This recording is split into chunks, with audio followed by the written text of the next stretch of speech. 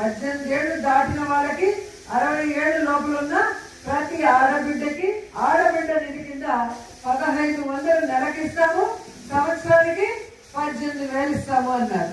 మరి ఇప్పుడు ఎంత ఎన్ని నెలలు అయింది? 13 నెలలు అయింది. మన రాష్ట్రంలో 2,70,00,000 మంది ఈ ఆడబిడ్డ నిధికి అర్హులు. మరి ఈ 2,07,00,000 మంది ఆడబిడ్డల్ని చంద్రబాబు నాయుడు, పవన్ కళ్యాణ్ ప్రతి నెల ఇస్తానన్న 1,500 ఈ 13 నెలలకి కలిపితే 35,100 కోట్లు, దాదాపుగా 35,000 కోట్ల పైగా.